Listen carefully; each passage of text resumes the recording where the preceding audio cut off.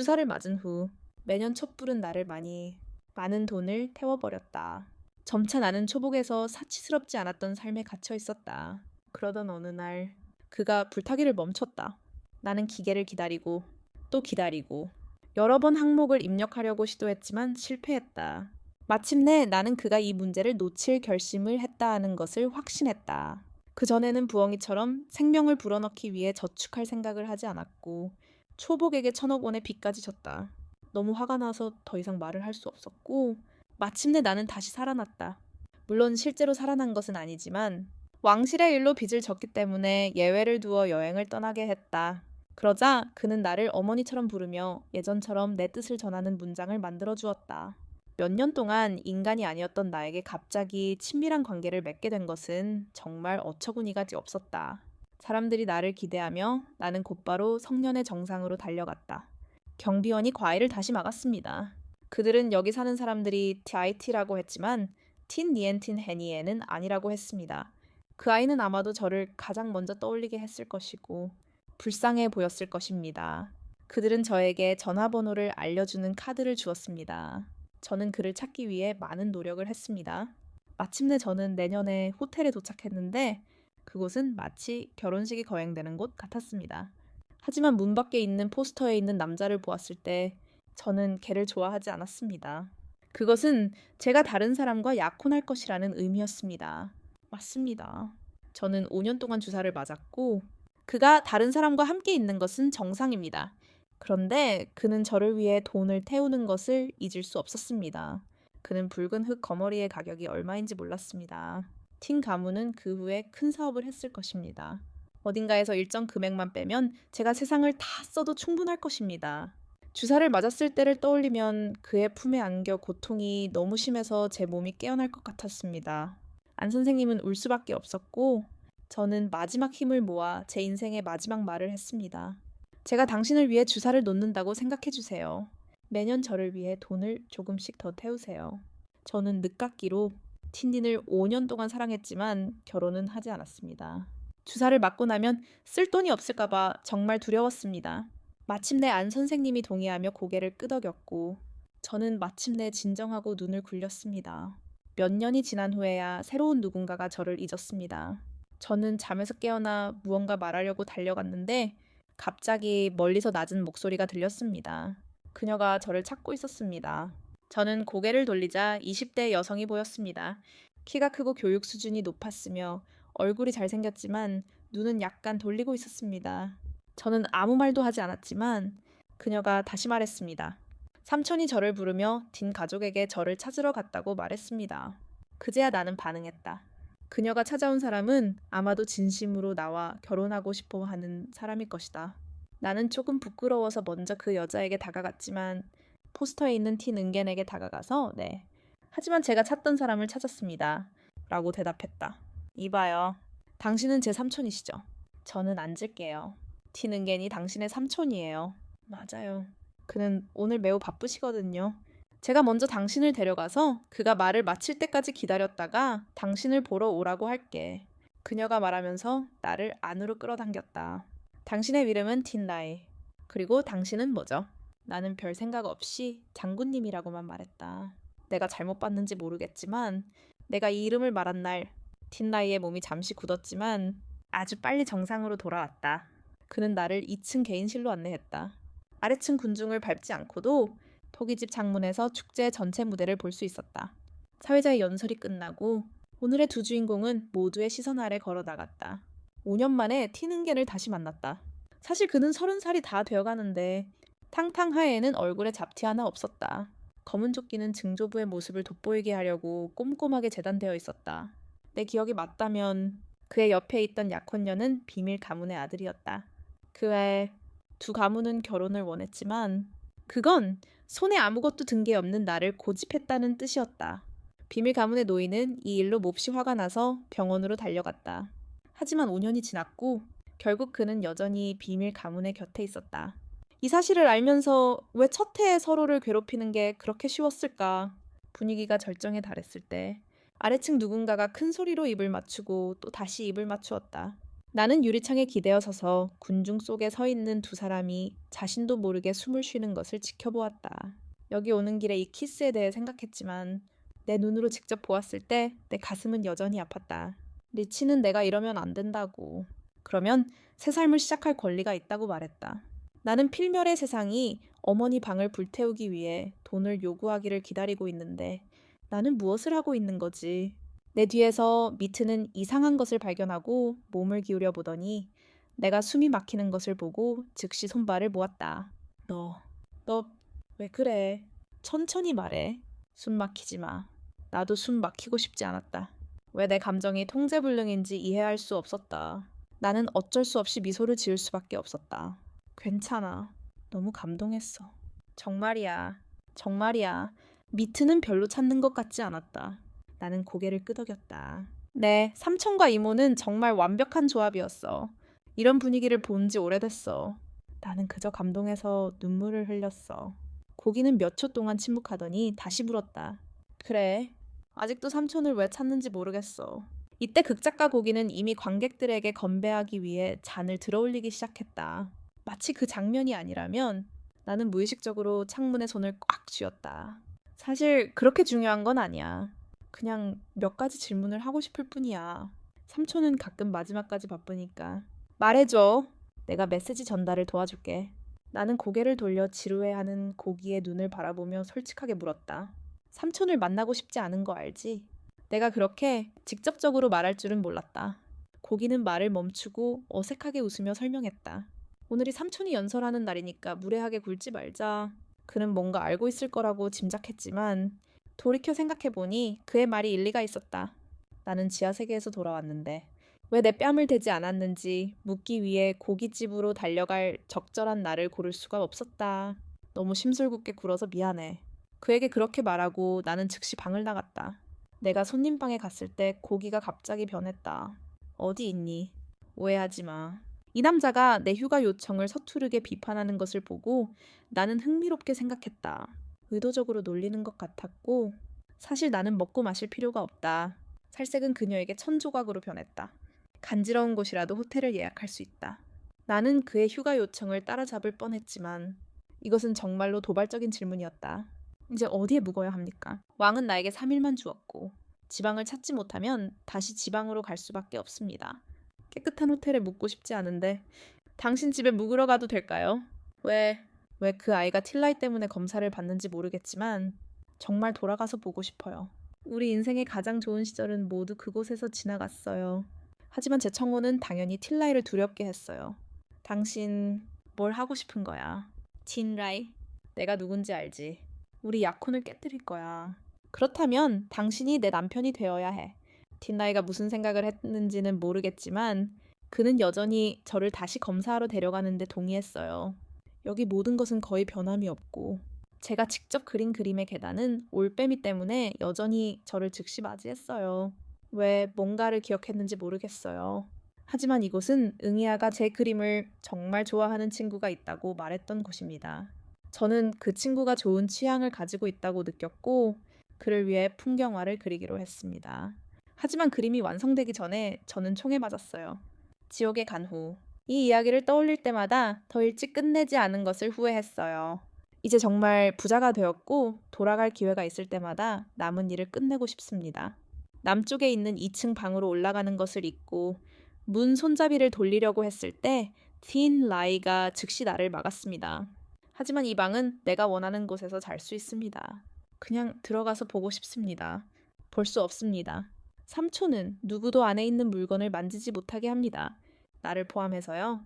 말하지 않으면 삼촌이 모릅니다. 아니면 안 됩니다. 이번에 틴라이의 태도는 매우 단호했습니다.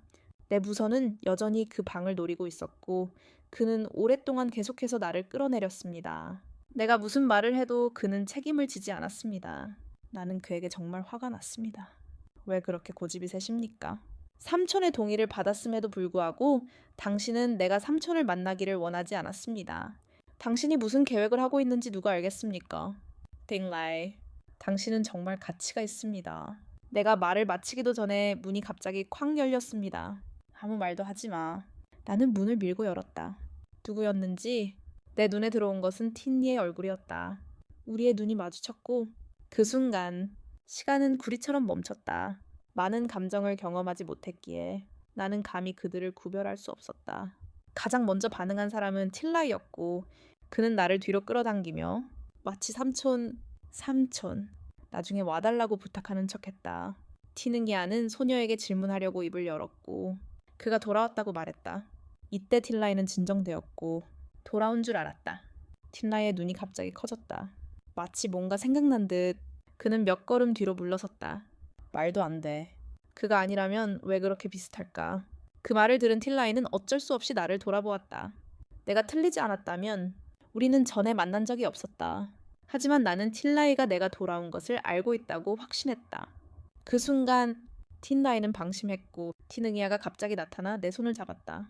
틴라이는 틴응이아가 문 밖에 서 있는 사람들을 모두 막으려 했다. 문은 순식간에 쾅 닫혔고 방 안에는 나와 그 둘만 남았다. 잠시 침묵이 흐른 후 틴응이아는 다시 나를 관찰하기 시작했다. 이름이 뭐니?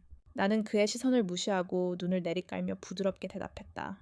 내 이름은 당호환이야. 이제 그에게 새로운 삶이 생겼으니 내가 미치지는 않을 거야.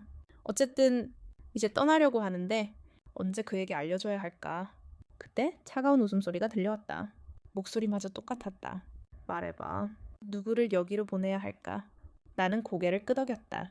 그는 나를 아주 비슷한 섬에 있는 사람으로만 보는 것 같았다. 발각되지 않는 것도 좋겠지.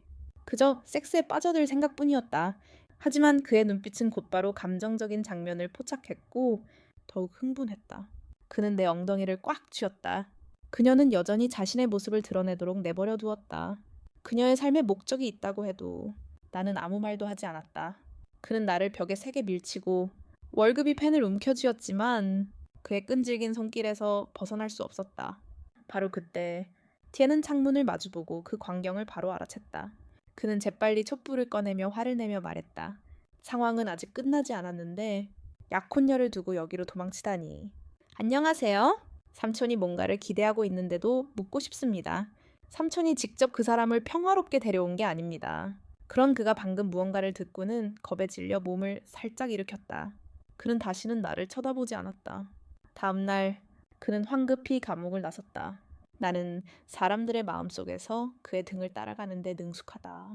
열병에 걸린 실수를 저지르게 하는 그림자를 드리우고 있다. 그가 떠난 후 그의 태도는 예전처럼 정중하지 않았다. 그는 차갑게 물었다. 왜 허튼 짓을 하느냐? 나는 다시 한번 증명하듯이 그의 눈을 마주치며 침착하게 물었다. 내가 가짜라고 확신할 수 있느냐? 그녀는 잠시 동안 고정되지 않은 눈빛으로 나를 다시 바라보았지만 결국에는 여전히 익숙한 사람이었다. 네가 가짜인지 아닌지는 알 필요 없지만 더 이상 삼촌에게 다가가지 않는 게 좋겠다. 지난 몇 년 동안 삼촌은 쉽게 살지 못했고 심하게 다쳐서 지붕을 쉽게 올릴 수 없었다. 내가 여기 있는데 네가 찾고 싶어하고 집을 사고 싶어하고 짓고 싶어하고 내가 다 줄 수 있어. 삼촌을 위해 널 데려오기만 하면 돼. 다시 즐거웠고 목소리가 낮아졌다. 삼촌은 2년 전 병이 재발해서 거의 1년 동안 퇴원했다. 그동안 비밀리에 그를 돌봐준 사람들이 항상 있었다. 회복된 후 그들은 가만히 있기로 했다. 때가 되자 티는 아팠기 때문에 내게 돈을 쓰지 않는다고 생각했던 것이다. 사실 아마 나였을 것이다. 나는 걱정하는 법을 몰랐다. 살아있을 때는 즐기고 주사 맞고 돈 낭비하는 것만 생각했다. 저는 중독되었고 슈퍼카를 샀고 예쁜 하녀들도 많이 키웠어요. 바람은 경전에 대해 아무것도 모른 채 설교했지만 그는 계속해서 자신의 힘을 바꾸려 애썼다. 그는 여전히 사람을 어떻게 대해야 할지 몰랐고 그의 영혼은 지하세계에 사납게 숨겨진 관리들의 무리였다. 감당할 수 없다는 것을 깨달았을 때 나는 이미 빚더미에 갇혔다. 틴라이가 말을 꺼내자 나는 더 이상 예의를 갖추지 못했다. 내가 은화가 많이 필요하다고 말하자 그의 눈은 마치 유령을 본 것 같았다. 어쨌든 나는 유령이었다. 다만 내가 직접 태워서 쓸 수 없었을 뿐 그렇지 않았다면 그에게 진짜 돈을 달라고 했을 것이다. 그럼에도 틸라이는 내 말대로 했다. 2시간 후 그는 은화가 가득 든 트렁크를 꺼냈다. 그는 평생 모은 돈을 모두 땅에 뿌린 후 고개를 숙이고 물었다. 이 돈이 누구를 위해 태워졌는지 말해야 합니다. 그렇지 않으면 그들은 돈을 받을 수 없을 겁니다. 누구의 주인입니까? 나는 차분히 내 돈이라고 말했다.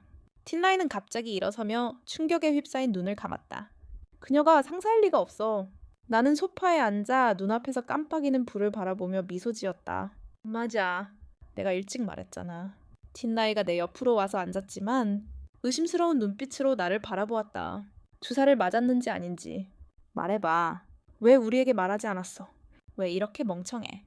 그가 잘 살기를 바라. 나도 그래. 틴라이. 그는 기쁘게 그의 손을 쓰다듬었다. 그의 목소리는 부드러웠다. 미안하지만 내가 그녀를 잘못 생각했어. 나는 옆에 있는 사람을 확신하는 듯 바라보며 그의 밥을 부드럽게 쓰다듬었다. 그녀는 농담을 하면서도 무언가를 생각하고 있었다. 다시 말하지만 나는 여전히 네가 나에게 이렇게 많은 사랑을 쏟아준 것에 감사해야 해. 내가 궁궐에 돌아가 모든 빚을 갚을 때까지 기다려봐. 누가 감히 트영뚜엔에 올지 보자. 틴나이가 산 돈이 거의 다 없어질 때까지 기다려. 돈을 못 받으면 아마 다시 불러올 때까지 살아있을 거야. 나는 잠시 생각한 후 말했다. 틴 은기엣의 지난 세월에 대해 말해줄 수 있나요? 하지만 틴 나이가 대답하기도 전에 낮은 목소리가 울려 퍼졌다. 나중에 알고 싶으면 나한테 묻지 마. 틴 나이와 나는 동시에 일어나 돌아서서 틴 은기엔이 언제부터 돌아왔는지 보았다. 가로등이 켜졌고 그는 조용히 나를 바라보았다. 그가 얼마나 많이 들었는지는 모르겠지만 본능적으로 틴 나이 뒤에 숨고 싶어 했다. 틴 나이는 내 의도를 알아차렸고 아마도 장면을 가리지 않는 듯 움직였을 것이다. 틴 응이엣의 눈이 이 장면을 스쳐 지나갔고 그의 눈에는 고통의 흔적이 번뜩였다. 누가 내 빌라에서 지폐를 태우도록 허락했나요? 삼촌. 죄송합니다. 틴 나이는 틴 응기엔이 이미 내가 나서서 다음 세대의 자리를 차지했다고 설명하려고 했다. 바람은 나를 가장했지만 그 말은 틴 나이를 위한 것이었다. 리칸이 방금 보고한 바에 따르면 그의 가장 가까운 형제가 건물에 부딪혀 병원에 입원했다고 한다. 그 말을 듣고 틴라이는 마치 아무도 자신을 잡지 못한 듯 노인이 전화번호를 찾도록 재빨리 도와주었다. 그는 너무 화가 나서 도망치고 싶었지만 그때 내가 아직 여기 있다는 것을 기억해냈다. 나는 미소를 지으며 그를 위로하며 어서 가서 봐. 내 걱정은 하지 마.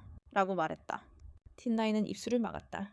바람이 튀는 게 내게 불것으로 예상되자 마침내 말을 바꾸었다. 삼촌.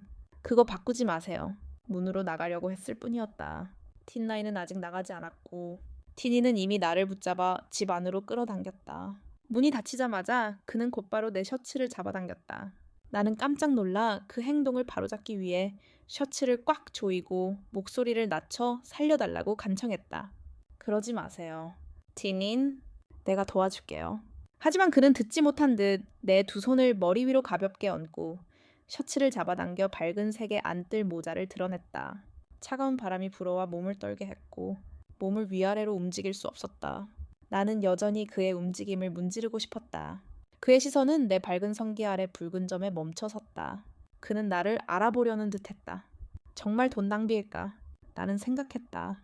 내게 얼굴을 내민 이놈들은 너무 장사만 하는 것 같다. 예전에 티니는 내 이 부위에 키스하는 걸 정말 좋아했다. 아주 관능적이라고. 고개를 들지 않았어도 기억했다. 그의 머리는 뜨거웠고 손은 가볍게 움직였다. 마치 혼자 있는 순간처럼 그의 눈은 붉게 달아올랐다. 섬에서 온 건 너였다.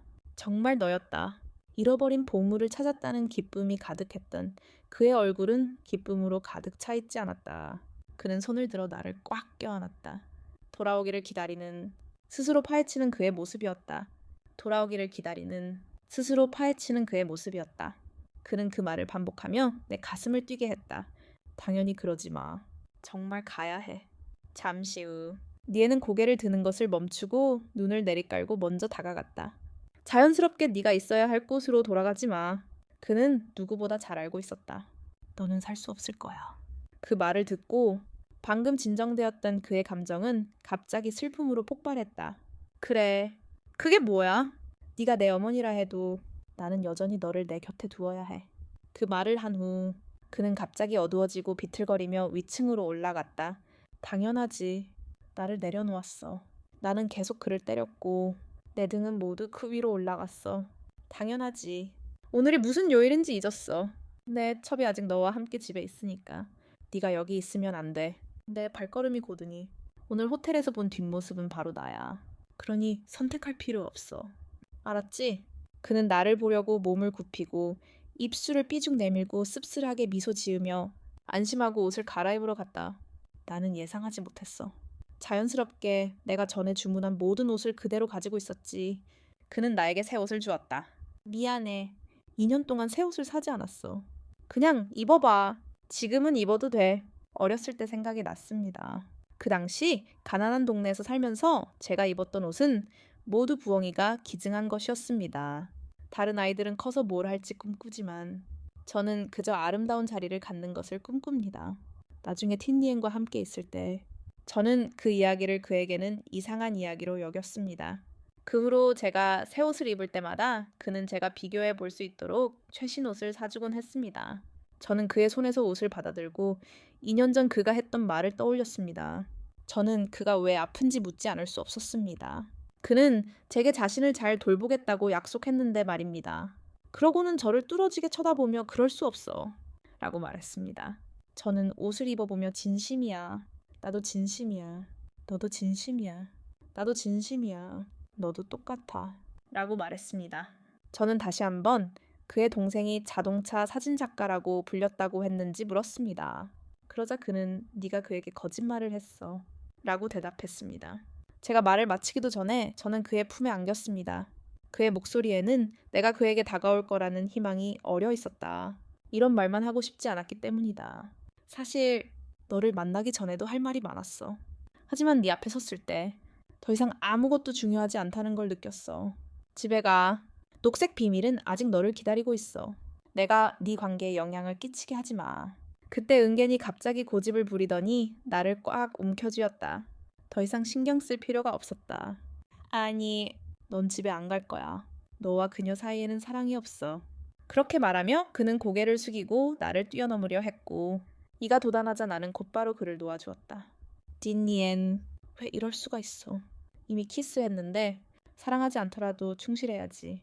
딘니엔은 화가 났고 내 눈은 어두워졌다. 왜 또 키스했을까? 통다오, 네가 날 찌른 걸 기억해. 내가 날 찌른 걸 기억해. 물론 기억나.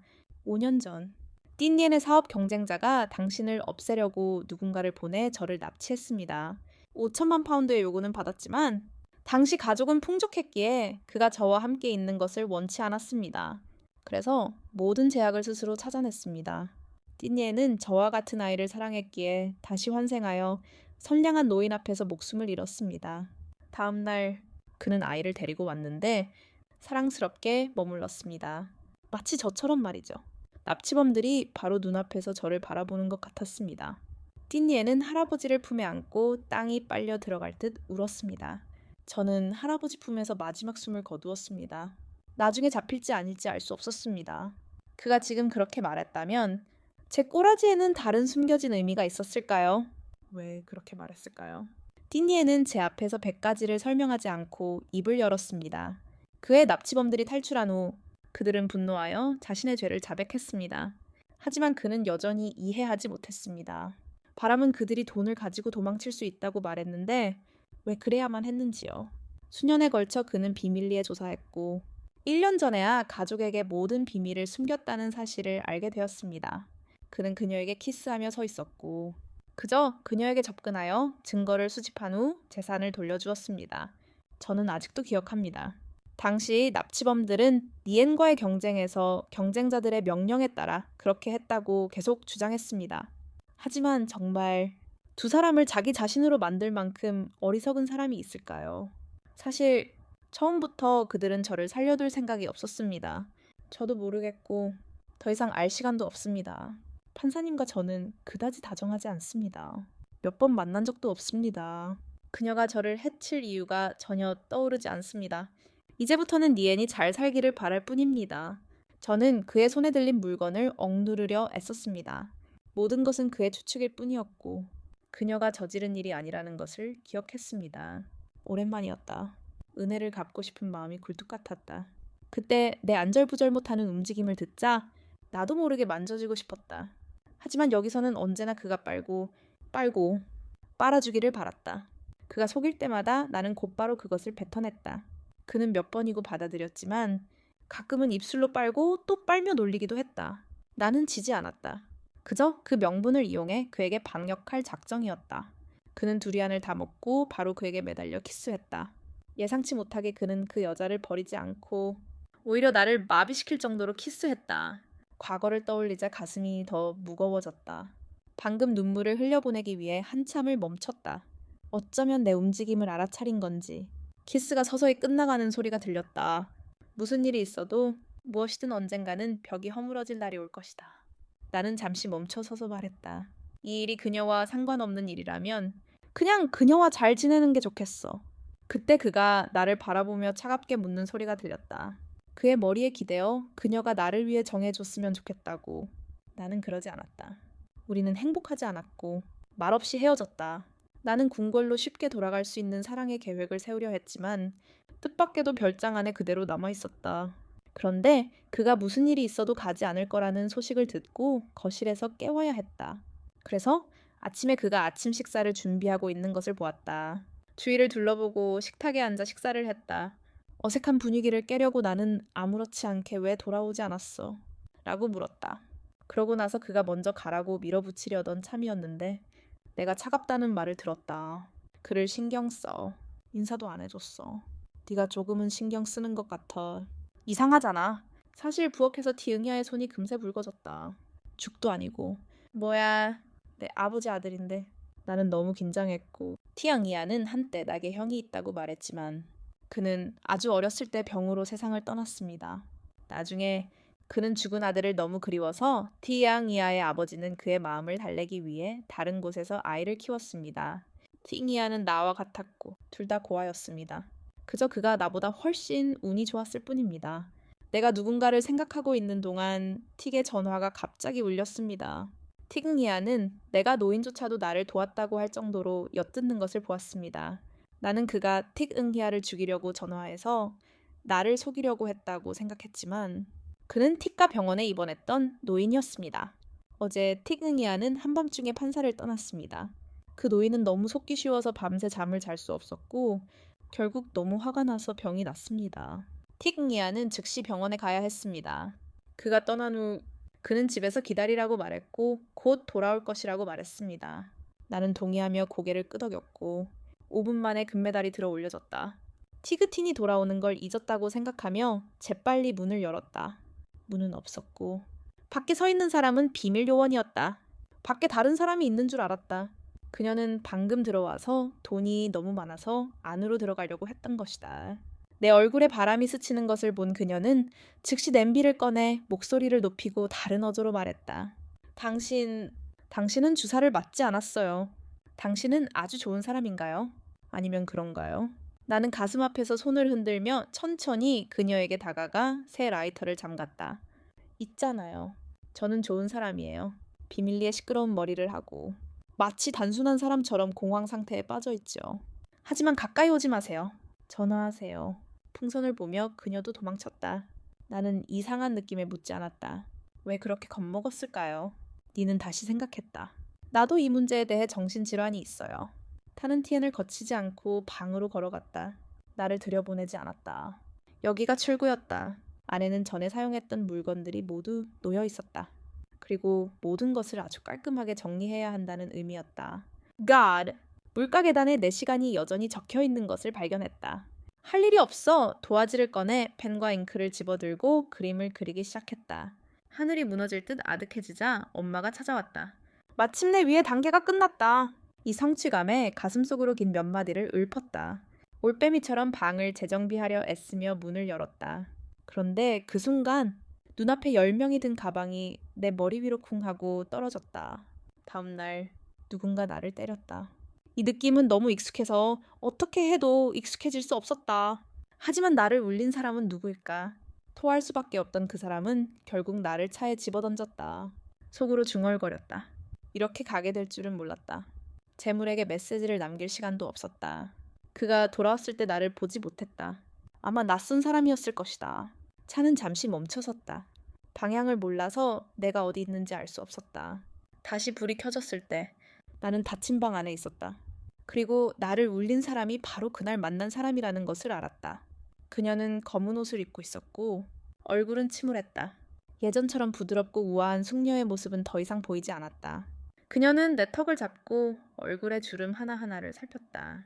그럼 당신은 마이가 아니죠? 나는 대답하지 않고 차분히 그녀를 바라보았다. 속으로 그녀는 갑자기 웃음을 터뜨리며 만약 정말 그랬다면 이렇게 실수해서 내가 여기 세워주지 않았을 거라고 말했다. 하지만 다음날 그녀는 웃음을 잃고 두 손을 꽉 쥐었다. 작고 날카로운 손이 내 몸에 닿기를 바랐다. 하지만 당신은 누구죠? 하루 종일 확신했지만 당신에 대한 정보를 찾을 수 없었다. 나는 마지못해 미소 지으며 대답했다. 그래서 당신은 내가 누구인지 알고 싶어서 나를 여기로 데려온 거다. 속으로는 그녀의 눈을 바라보며 같은 말을 했다. 아무 말도 하지 않아도 상관없다고. 당신이 그녀든 아니든 나는 당신을 한번 그리워했고 또 그리워할 수 있다고. 그녀의 말은 마치 내가 동등한 입장에서 평가받는 것 같은 기분을 들게 했다. 그래서 청원서의 옛 추측이 맞았다. 내 이전 입장은 사실 판사 때문이었다. 왜? 나와 너는 나를 지키지 않는 거지. 왜 나를 해치는 거지? 지키지 마. 지키지 마. 판사는 뭔가 재밌는 걸 발견하고는 미칠 듯이 웃었다. 그녀는 나를 화나게 했고 처음부터 여자를 도울 생각을 하지 않았다. 아름다움을 고르고 내 앞에서 매트를 파는 그녀의 눈빛에는 조화와 이해심이 가득하지 않았다. 내 삶의 고난과 싹은 모두 그녀가 일시적으로 준 것이었기 때문이다.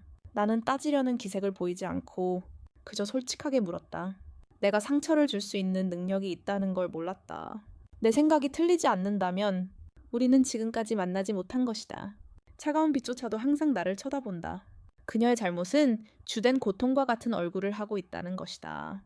단지 등 때문에 그는 많은 사람들 앞에서 나를 버리고 모두에게 낯선 사람으로 만들었다. 나는 고개를 숙였다. 한숨을 쉬며 내 잘못이라는 건 상관없어. 네가 나에게 하고 싶은 대로 할 수 있지만 그 모든 고통은 너를 화나게 할 생각은 추호도 없었다.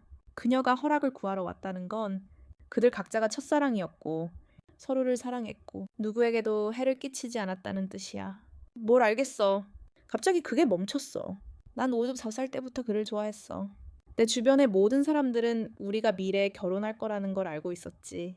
하지만 그는 너처럼 쓸모없고 학대하는 여자에게만 눈이 가 있었고 심지어 비밀 결혼식 날에도 너와 결혼하는 걸 거부했어.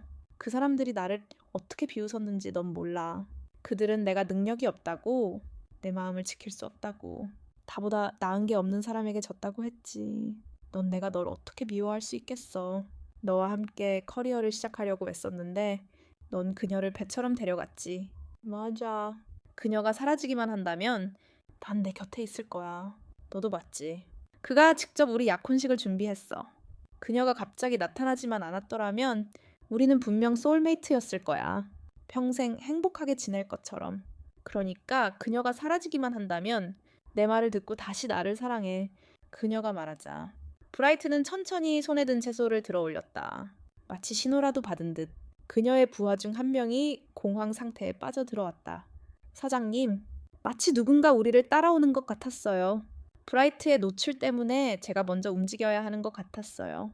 차는 완전히 흔들리며 버려진 공장 앞에서 방향을 틀고 멈췄다. 하지만 얼마 지나지 않아 그녀는 다시 노출되었다는 것을 깨달았다. 사방에서 차들이 그녀를 향해 달려들었다. 나도 아래를 내려다보다가 손목의 안전장치에 실수로 손을 댔다. 내 추측이 맞다면 안에 GPS가 있었을 것이다. 오늘 아침 떠나기 전에 나를 다치게 했던 그 친절이었다. 아마도 내가 몰래 빠져나갔기 때문일 것이다. 그는 미리 준비해 두었던 것이다. 이럴 리가. 다시 돌아서서 말하는 건 이제 소용없어. 하지만 브라이트는 금세 진정했다. 이곳에 오는 사람들이 가까이 있지 않다는 것을 그녀도 알고 있었기 때문이다. 그녀는 즉시 나를 밀치고 시체를 목에 들이대며 자신 있게 말했다. 당신만 있으면 꼭 도망칠 수 있어요. 나는 가볍게, 논리적으로 말했다. 맞아요. 오늘처럼 그녀는 오산했다. 공장 밖에서는 노란색 자동차의 엔진이 쉴 새 없이 돌아가고 있었다. 기회가 왔다는 것을 나는 알고 있었다. 그녀는 의도적으로 불과 이성을 이용해 사람들을 자극했다. 나는 친절을 베풀러 온 사람이었다. 그녀는 말했다. 만약 그가 이면, 사람들의 면을 본다면 그녀는 정말 불쌍하다고. 바람은 그녀가 대부분의 다른 사람들은 결코 누리지 못할 삶을 누리며 부족한 것이 없다고 설교했다. 하지만 그녀는 고집스럽게 자신에게 속하지 않은 부를 쫓았다. 그녀는 정말 어리석은 말쟁이였고 불쌍한 사람이었으며 세상에서 가장 크게 웃는 사람이었다. 나 때문에 도발당한 그녀의 입은 붙잡힌 탓에 일그러졌다. 그녀는 더 이상 내 몸에 몸을 밀착시키고 싶어 하지 않았다. 나는 적절한 시기를 알아차리고 그녀의 힘을 빌려 사랑하는 것의 그물에 직접 꽂혔다. 그것은 즉시 주입될 수 없었다. 나는 여전히 고대 인간의 사랑을 품고 있었다. 고통이 계속될 때까지 몇 번이고 앞뒤로 톱질했다. 분노가 내 몸에서 터져 나왔고 온몸이 쓰임새에 딱 들어맞았다. 분노가 치솟았다. 케이크가 그녀의 얼굴과 몸 위로 치솟았다. 페니스를 쥔 손이 걷잡을 수 없이 치솟았다. 둘 다 많아졌을 때 분노는 항구로 돌아왔고 분노는 완전히 무너져 미친 듯이 나를 채웠다. 바로 그때 풍요로운 강을 바라보며 모든 것을 제대로 바라보았다. 고통에서 그리고 다가올 수단. 내가 모든 것을 쏘아버리려던 순간 나를 마주했다. 그의 눈빛은 정점에 도달했다. 아니, 그는 필사적으로 내 상처를 쓰다듬으며 마치 분노가 경계하듯 속도를 늦추려 애썼다. 고통에서 그녀는 일어섰다. 병원에 데려다 줬어요. 나는 그의 손을 잡으려고 손을 뻗었다. 손님이 말했다. 그냥 재밌어서요. 원래는 나도 갈 거야. 그냥 살거나 여드름만 나요. 눈은 붉게 충혈되었고 커다란 눈물방울이 걷잡을 수 없이 흘러내렸다. 왜 이 눈을 2번이나 꿰뚫게 하는 거지? 그는 미안해. 나는 그의 눈물을 말리려고 손을 들어 올리려 했다. 하지만 눈을 뜨자마자 힘이 빠져버렸다. 그러자 응야가 떨어지는 내 손을 재빨리 잡아 자신의 뺨에 댔다. 그를 떠나지 마. 고통의 숨이 가빠오기 시작했고 여드름이 나기 전에 모든 것을 참아야 했다. 모든 걸 놓아주고 잘 지내. 그리고 내 돈을 태워 흙으로 덮인 화분 밑에 두는 걸 잊지 마. 그에 나는 질식사했고 너는 그곳에서 비참하게 살았지. 그렇게 말하며 나는 머릿속의 소리에 귀를 기울였다. 티엔캄을 바라보았다. 이제 나는 내 비밀스러운 생각을 통제할 수 없다. 나는 작은 스승의 학교에서 매우 조심스럽게 약해지려고 노력했다. 그렇지 않으면 유령이 되더라도 내 머리를 너에게 주고 싶지 않다. 그 다정한 눈은 꽃으로 가득했고 입술은 두꺼웠다. 결국 나는 조용히 고개를 끄덕일 수밖에 없었다. 나는 그 다정한 얼굴을 부드럽고 무심하게 칭찬했다. 내 눈은 후회로 가득 차 가슴 속에 맴돌았다. 궁궐 아래 남자 하인들이 아무리 아름다워도 지방 지도자의 일부에 비할 수는 없었다. 이번에는 끝났다. 모든 것이 끝나야 했다. 경찰의 노란 연기가 사방에 울려 퍼졌다. 나는 미소를 지을 수밖에 없었고 눈을 감을 수밖에 없었다. 지하 세계로 돌아온 나는 하인들의 법정을 해산했다. 돈만 잘 벌고 상황을 이용하는 것 외에는 아무것도 이루지 못한 자들의 법정. 나는 검소하게 살기 시작했다. 한 푼이라도 쥐어짜내며 심지어 그들을 쫓아내기 위해 돈을 모았다. 일하러 나간 일반 사람들은 줄을 서서 돌아가야 했다. 내 차례가 언제 올지 몰랐기에 예전처럼 돈을 낭비할 용기가 없었다. 하지만 여기 내 마음속에는 늘 막연한 불안감이 감돌았다. 잘 먹지도 못하고 잠도 제대로 자지 못하고 하루 종일 불안했다. 어느 날 티엔나이가 편지를 보냈다. 티엔응야가 이미 나를 보호할 몇몇 사람을 선택했다고 했다. 탐사는 사형 선고를 받았고 그와 티엔응야는 그 자리에 있었다. 그는 티엔니엔에 대해 걱정하지 말라고 지금 상황을 이용해 새 회사를 생산 라인에 투입하고 있다고 말했습니다. 저는 그것을 반복해서 읽었고 마침내 마음속 무거운 돌을 떨쳐냈습니다. 동시에 오랫동안 불안했던 느낌도 사라졌습니다. 저는 티엔나이의 말을 믿었고 심지어 그의 다음 사람이 되기를 바랐습니다. 그래도 며칠 지나지 않아 그는 다시 무언가를 보냈습니다. 이번에는 제 그림을 가져왔습니다. 5년 전 저는 젊은 스승님의 방에서 마음에 드는 그림을 발견했습니다. 그래서 저는 그에게 끈질기게 연락하여 화가를 소개해달라고 부탁했습니다. 하지만 그는 기껏해야 그 사람에게 저를 위해 다른 그림을 그려달라고 부탁할 뿐이라며 거절했습니다. 저는 잠시 생각했고 괜찮다고 생각했습니다. 하지만 저는 그를 기다리고 오랫동안 기다렸지만 여전히 그가 그림을 가져오는 것을 보지 못했습니다. 학교 한가운데서 그림을 찾을 수 없었기 때문에 다시 부탁했습니다. 그때마다 꼬맹이는 너무 부주의해서 몰래 몇 번이나 꾸중했었습니다. 오늘 그림을 받았는데 어쩔 수 없이 보관해야 해서 전부 간직했습니다. 꼬맹이 주인에게 미안했지만 감히 그런 말은 할 수 없었습니다. 오직 언니에게만 털어놓았습니다. 게다가 그림이 정말 마음에 들었습니다. 알고 보니 가장 많은 은혜를 구한 친구가 그 은혜를 구했습니다. 사람들을 하나로 묶는다는 게 참 묘했습니다. 그는 저를 도와줬고 저는 이 방법을 통해 그 은혜에 보답할 수 있을 것 같았습니다. 그날 밤 저는 꿈의 비탈길에 올라 그 은혜를 구하려고 했습니다. 잘 될 줄은 몰랐습니다. 하지만 저를 보자 그는 마치 기쁘지 않은 듯 멈춰 섰습니다. 저는 그의 강한 팔을 쿡 찔렀습니다. 그럼 저를 보고 싶어 하지 않는 것 같군요. 혹시 당신의 꼬맹이 주인이 착하지 않은 걸까요? 싱근 당황하며 손을 흔들었습니다. 아니, 그냥, 그냥 뭐야. 이 작은 스포이드는 가족의 금욕으로 바빠. 돌아서서 봤으니 사기야. 나는 저항했어. 나쁘다고. 그렇게 작고 빠른 게 아니야. 그 요청에 꿈의 경사면에 들어갈 수 있다면 빨리 와서 그를 축복하기로 결정해 티는 재빨리 나를 뒤로 잡아당겼어. 가지마. 작은 주인을 보는 것만으로 그를 괴롭히기에 충분하지 않을까. 다시 물었더니 그때 금요구는 어땠어? 망설임 없이 티는 즉시 대답했어. 너보다 더 아름다워. 나는 바퀴벌레를 기다리며 그에게 즉시 펀치를 날렸어. 성격에 대해 물었을 뿐이야. 비밀스러운 일을 봐. 꽃과 옥처럼 아름다워. 하지만 결과는 바퀴벌레야. 인생에서 가장 중요한 것은 성격이야. 알겠어. 티는 다시 진정하고 대답했어. 알았어. 그럼 앞으로는 작은 주인을 더 이상 괴롭히지 마. 이제 그 주인은 아주 잘 살고 있잖아. 나는 짜증이 났다. 요아. 앞으로 다시는 오지 않을게. 내 말은 그게 아니야. 아직 널 찾아올 수 있어. 나는 그의 진지한 얼굴을 바라보며 무언가를 생각했고 아무 일도 없었던 것처럼 부드럽게 미소 지었다. 아무 일도 없을 거야. 조심해. 하지만 여기서 나는 항상 다른 영혼들과 다르다고 생각했다. 그들은 산자의 꿈에 들어갈 수 있지만 나는 들어갈 수 없었다. 나는 티니의 꿈에 들어가려고 했지만 항상 실패했다. 왕조차도 설명할 수 없었던 이유. 결국 나는 포기하기 매우 망설였지만 갑자기 깨달았다. 그렇게 할 거면 지키는 쪽을 택해야지. 산자의 삶에 대해 더 이상 생각하지 마. 그렇게 생각하며 나는 미소를 지으며 틴에게 작별 인사를 했다.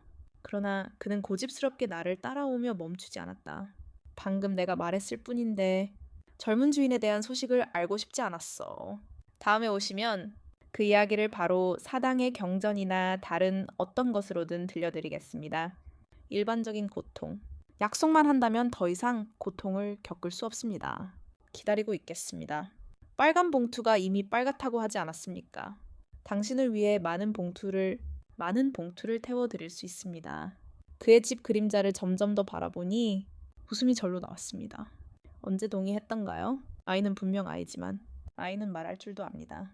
그렇지 않다면 그가 아주 잘 살고 있다고 말한 그 사람은 사당의 경전과 문자 체계가 교차하는 존재인데 어떻게 다리 위에 나타날 수 있겠습니까? 바퀴벌레를 먹으며 물었습니다. 오디오 스토리를 시청해 주셔서 감사합니다. 오디오 스토리가 마음에 드셨다면 구독을 눌러 다음 에피소드를 시청해 주세요.